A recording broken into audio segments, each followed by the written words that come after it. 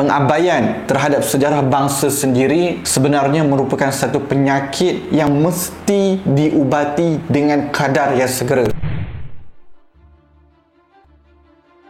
Sejarah, kalau dalam Arab itu disebut sebagai tarikh, ataupun yang dimaksudkan dengan maknanya adalah waktu. Manakala bagi perkataan sejarah itu sendiri dalam bahasa Melayu, kalau daripada perkataan Arab, iaitulah syajaratun, bermaksud pokok. Melalui ilmu sejarah inilah kita akan dapat mengetahui hal-hal ehwal yang telah berlaku pada zaman lampau, di mana kita boleh mengambil iktibar, kita boleh mengambil ibrah, kita boleh mengambil pengajaran daripada bangsa-bangsa yang terdahulu. Dan Allah Subhanahu Wa Taala telah menerangkan di dalam Al-Quran tentang kepentingan ilmu sejarah, khususnya ilmu sejarah para nabi, para rasul serta umat yang terdahulu. Sebab itulah fakta-fakta sejarah begitu banyak dinukilkan dalam Al-Quran itu sendiri. Maka tidaklah keterlaluan jika dikatakan ilmu berkaitan sejarah itu sendiri adalah ilmu yang terbanyak yang didapatkan dalam Al-Quran itu sendiri. Firman Allah Subhanahu Wa Taala, laqad kana fi qasasihim ibratul liulil albab, demi sesungguhnya kisah nabi-nabi itu mengandungi pelajaran yang mendatangkan iktibar bagi orang yang mempunyai akal fikiran. Surah Yusuf ayat 111. Ibnu Khaldun ada menukilkan kata-katanya, ketahuilah ilmu sejarah merupakan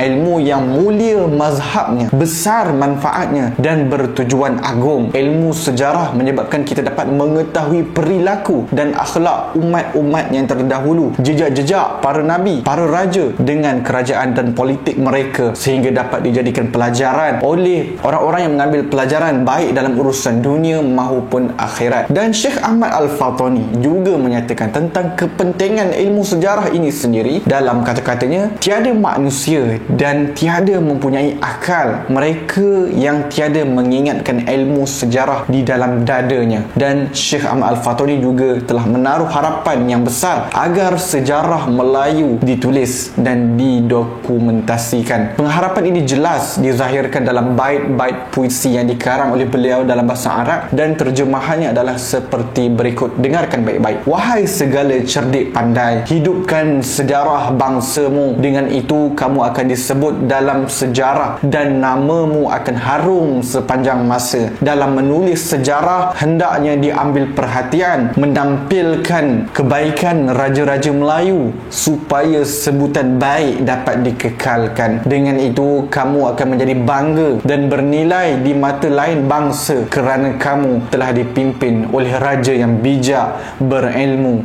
dan berwibawa. Jadi inilah antara kepentingan mempelajari sejarah, yang mana sejarah lebih utama adalah sejarah para nabi dan rasul, dan bukan bermakna kita mengabaikan sejarah bangsa ataupun sejarah tempatan kita sendiri. Dan bangsa Melayu mempunyai kelemahannya yang makin terselah, makin terzahir jelas pada saat ini, yang mana antara kelemahan bangsa Melayu berbanding bangsa-bangsa lain di dunia ini adalah bangsa Melayu sering kali mengabaikan pengetahuan sejarah bangsa dan tanah airnya sendiri. Dan hal ini berbeza dengan orang-orang lain seperti orang Arab, orang Parsi, yang mana mereka sangat peka dengan sejarah bangsa dan tanah air mereka. Dengan sebab itu bangsa Arab dan Parsi telah melahirkan penulis-penulis sejarah yang sangat ulung dan unggul seperti Imam At-Tabari, Imam Ibn Kathir, Ibnu Al-Kalbi, Al-Waqidi, Al-Mas'udi, Ibnu Athir, Imam Az-Zahabi dan lain-lainnya lagi, yang sememangnya sangat masyhur dalam dunia pada masa dahulu sehinggalah masa kini. Dan penulis-penulis sejarah ulung seperti ini tidak